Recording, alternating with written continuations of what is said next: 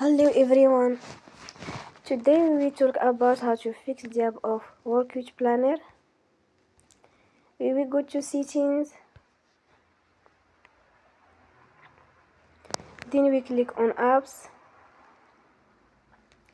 After that we search the app Workweek Planner and we click. Then we will on for stop. After that we go to storage. Then we click on clear cache. In the end, turn off your phone and you will recharge your phone again.